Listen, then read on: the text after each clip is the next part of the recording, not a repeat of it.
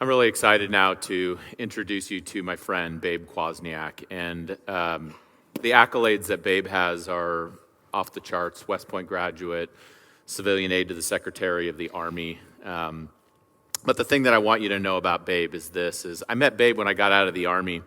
And within about a year of me being out of the Army, I was pretty sure that all I was good for in life was carrying a gun and having my hair on fire and running around the world like a crazy person. And guys like Babe were the reason that I didn't ultimately go that direction.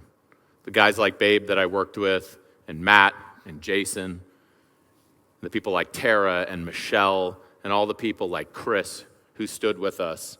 And this guy's been standing by my side for over 13 years now, and I'm so excited that you get to hear from my friend Babe. You could keep talking about me if you want. But I'm kind of actually enjoying this. In the summer of 2014, I was working Steph Curry basketball camp with the Golden State Warriors. Yes, that's Steph Curry. And we were doing a drill with some of the top high school talent in the country. And there was a guy, and I'm not making this up, Michael Porter Jr., who was a senior in high school at that point, who now plays for your beloved Denver Nuggets, caught me with an elbow, a little cut above my eye. I went into I acted like I went into the ER because I wanted them to think that I was getting stitches for where he had cut me. When the reality is that wasn't the case at all. What I was doing was, since 2012, I had been having panic attacks.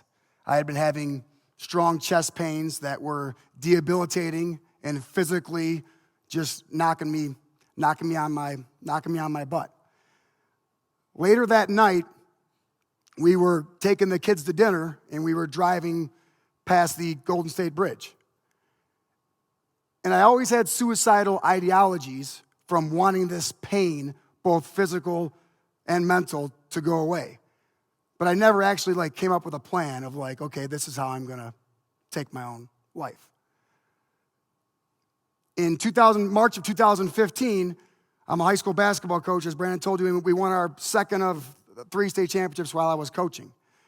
I was at the top of my profession, and I'll never forget being in Columbus. I'm from Ohio, at Ohio State University, and sitting next to my dad, who was a legend in Ohio, and him looking at me and saying, "Do you find no joy in this?"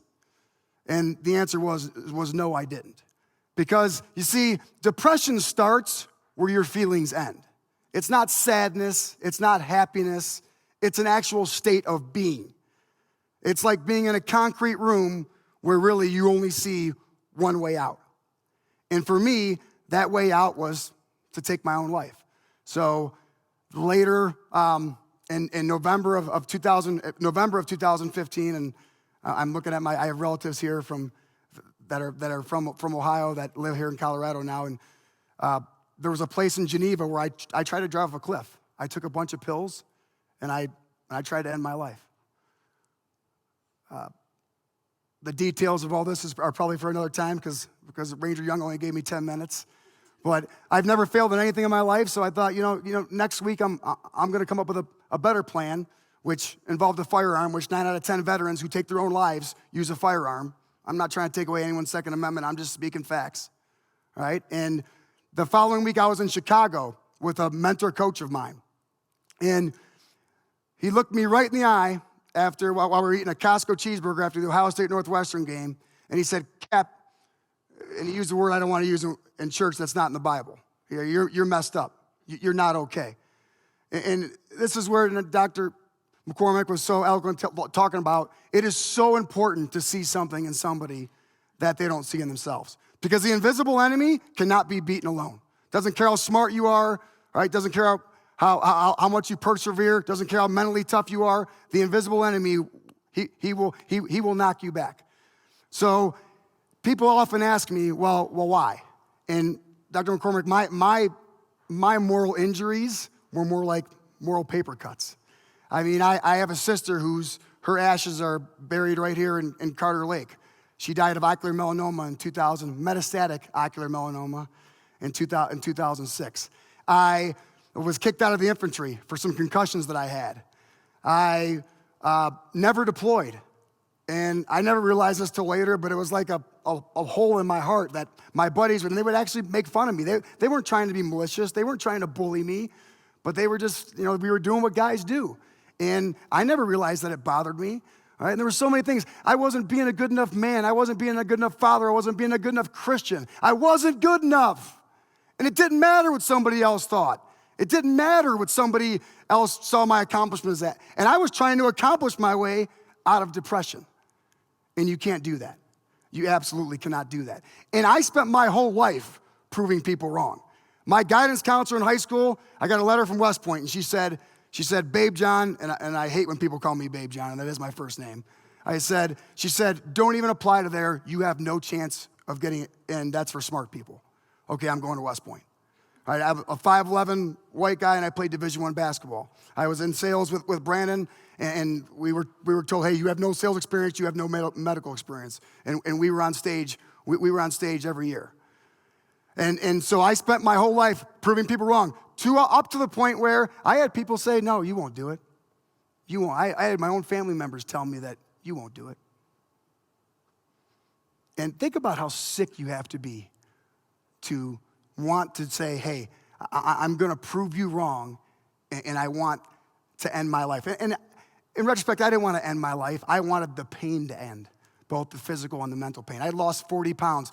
The pain in my chest was insurmountable. So and the pandemic hits in 2020. I got fired from a high school that I coached at for 10 years. My wife got breast cancer. A lot of life hit, y'all, like it hits all of us. And I had several significant emotional events of folks that try to take their own lives in aspects of my life and leadership classes that I taught. So I just decided, hey, you know what? I'm going to tell my story. So I went on the David Nurse Leadership Podcast. It's called the One Percenter Podcast. If you want to ever check it out, it's 53 minutes long, and it's where I tell my story. And I had just so many folks calling me, right, about this epidemic that's coming from this pandemic.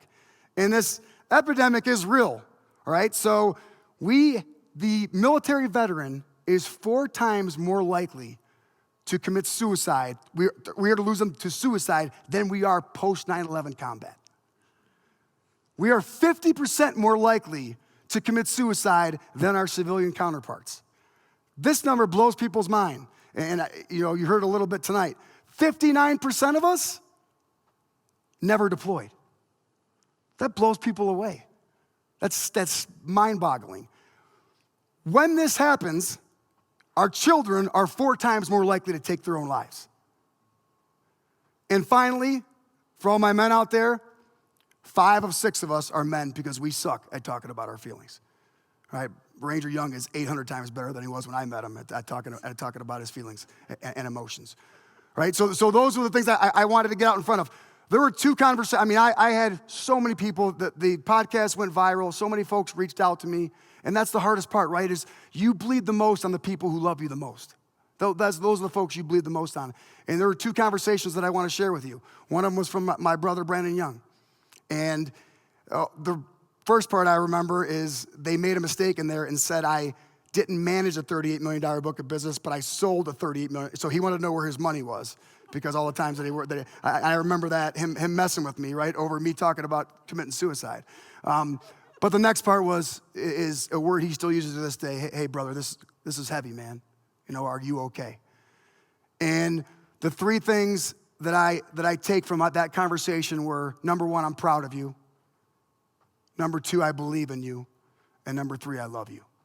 Right? He must have told me he loved me 4 or 5 times. The other conversation, and Tyler, if you don't mind putting that picture back up, is my best friend, Noah Orlando Johnson. So he called me, and he says, super emotional, and says, I'm so proud of you. I'm so proud of you. And he goes, man, why didn't you say anything? I go, OJ, I'm the youngest civilian aide in the history of the United States of America. I'm in a Hall of Fame with Ulysses S. Grant, John Glenn, and Neil Armstrong. You think I want to talk about this? You think I want to talk about this? And he goes, well, it's gonna help people. It's gonna change lives. It's gonna possibly save lives. And he said something after that I'll never forget.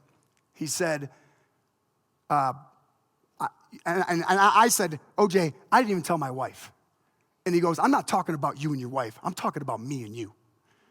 And when it comes to the Army veteran, or the military veteran, I think what people don't understand is the most important thing to us are the people to our left and to our right. And that always stayed with me. On February 17th, I got a call from one of my buddies. I was driving home. I was driving my 9-year-old home from school. The week before, I was kind of feeling pretty good about myself because we helped somebody that was gonna jump off a bridge. And 9 out of 10 of these don't go so well. And when we got that one, and it's a lot like coaching. It's a lot like coaching, coach. Like the wins don't feel nearly as good as the losses just put a hole in your stomach. And my buddy Brian Talley says, Quaz, what are you doing? I said, I'm driving home. And he said, you need to pull over.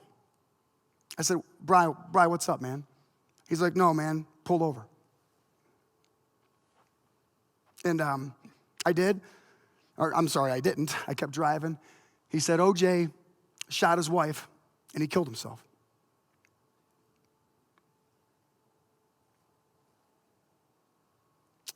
I then pulled over.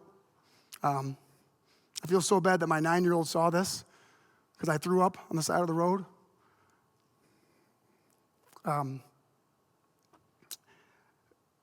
That was on Tuesday. By Saturday, I couldn't get out of bed. Literally couldn't get myself to get out of bed. People were calling me. People were worried about me, as they probably should have been, knowing my history, knowing where I've been and what I've done. The one call I did take was from a 4-star general, because if you know, that's just a call you take. And he said, Quaz, this isn't your fault. I said, sir, how can you say that? How can you tell me that we're here to do something and then tell me this isn't my fault? I said, you don't know, the conversations we had. Now his 2 kids, Chris and Landry, they wanted me to give the eulogy. And I said, sir, I can't do it. I don't want any part of this anymore. And he said, yes, you can. He said, yes, you can, because you know it's going to help, and that's what OJ would want. This military's got a neat thing. Like all of our friends' kids are, we're uncles and aunts to all of them. We're not like a family. We are a family. And so I go to the funeral. I give the eulogy. Next to giving my sister's eulogy was the hardest thing I've ever done, to include going through what I did in my own life. It was excruciating. His wife was not there because she was fighting for her life. She is alive. She's on, praise God, she's on 13 of 19 plastic surgeries, or 19 surgeries. I spoke to her yesterday because it was his birthday. And it was just an hour conversation, which is why I wanted to talk about this today. But the hardest thing was just listening to people say, nobody knew. Like, this was a guy that was just the most gregarious, dynamic. He just could make everybody love him. I've never seen anything like it in my life. It's like, I don't know what music you listen to, if it's rap, it's R&B, if it's Christian, if it's rock, but OJ would make you get up and dance. Like, that's who he was. I've never seen anything like it. And living like that, I think it's exhausting when you're living up to other people's expectations. But the hardest part for me was when folks said nobody saw the signs. And my moral injury, Dr. McCormick, is I did, because he told me.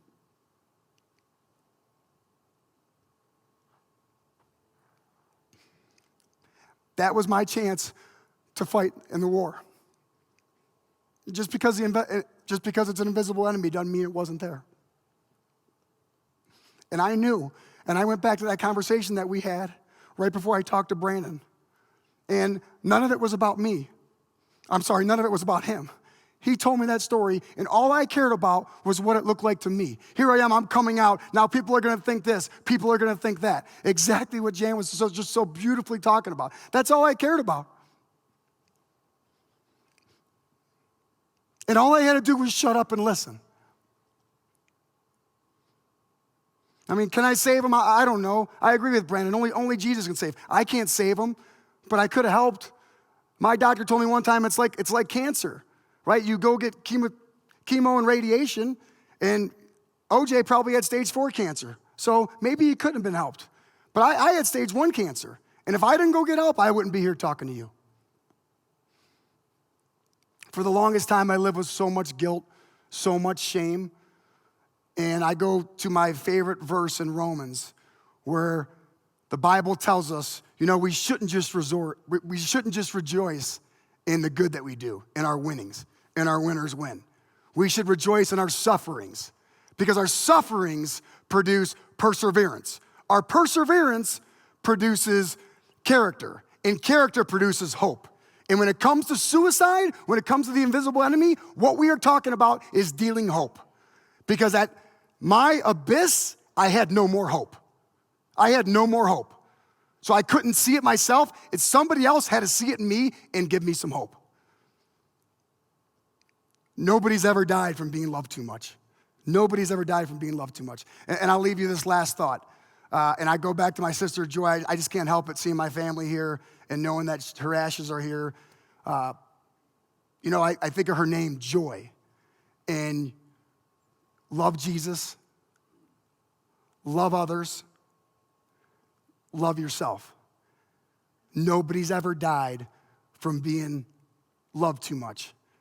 Asking us to love our loved ones and be standing right there for them, we can all do that. Thank you so much for listening.